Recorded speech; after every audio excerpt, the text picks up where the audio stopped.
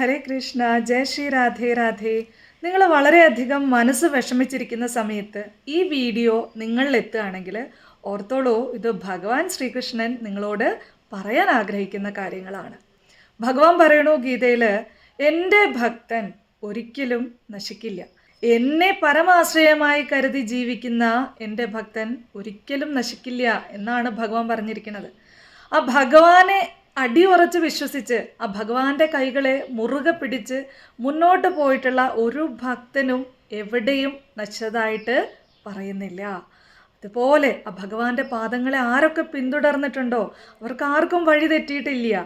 ഭഗവാന്റെ വചനങ്ങളെ ഉൾക്കൊണ്ടുകൊണ്ട് ജീവിച്ചിട്ടുള്ള ഒരു മഹാത്മാക്കൾക്കും ഇന്ന് വരെ നാശം സംഭവിച്ചിട്ടില്ല. അവരൊക്കെ ഇപ്പോഴും നമ്മൾ ഓർത്തുകൊണ്ടിരിക്കുന്നുണ്ട്.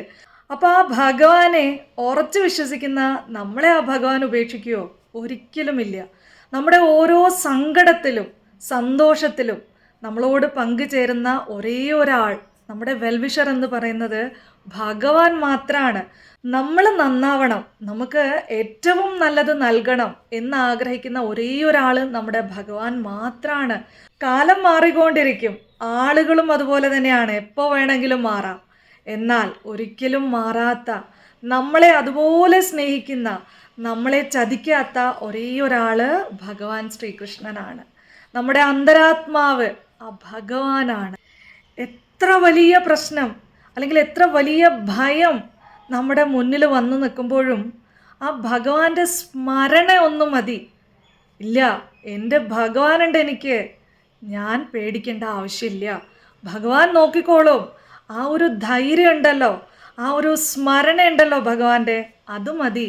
നമുക്ക് ഏതൊരു പ്രശ്നത്തെയും നേരിടാൻ സാധിക്കും.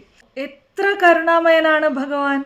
നമ്മളുടെ കർമ്മഫലം നമ്മൾ അനുഭവിക്കുമ്പോഴും നമ്മുടെ വേദനയിൽ പുഞ്ചിരിയായിട്ട് ഭഗവാൻ വരുന്നുണ്ട്. ആ പുഞ്ചിരി അത് ഭഗവാനാണ്.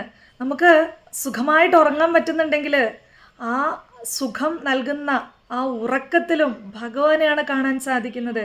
ആരെങ്കിലും ഞാനുണ്ട്, ഞാൻ സഹായിക്കാം എന്ന് പറയുകയാണെങ്കിൽ അവിടെയും ആ ഭഗവാന്റെ പ്രസൻസ് തന്നെയാണ് നമുക്ക് കാണാൻ സാധിക്കുന്നത്. ഇങ്ങനെ എണ്ണിയാലൊടുങ്ങാത്ത ആ ഭഗവാന്റെ കാരുണ്യത്തെക്കുറിച്ച് നമ്മൾ ഓർക്കുമ്പോൾ നമ്മുടെ കണ്ണുകൾ പോലും നനയുന്നുണ്ടെങ്കിൽ, കണ്ണീര് ആ കണ്ണിനെ ഈറനണിയിക്കുന്നുണ്ടെങ്കിൽ അതും ഭഗവാൻ തന്നെയാണ്. ആ ഭഗവാനെ എങ്ങനെ നമുക്ക് അവിശ്വസിക്കാൻ സാധിക്കും? ഒരിക്കലുമില്ല. ഭഗവാനുണ്ട്, ഭഗവാൻ മാത്രമാണ് സത്യം. ആ ഭഗവാൻ നിങ്ങളെ കൈവിടില്ല. ഉറച്ചു വിശ്വസിച്ചോളൂ. ആ ഭഗവാന്റെ നാമം ജപിക്കൂ, ആ ഭഗവത് സ്മരണയിലിരിക്കൂ.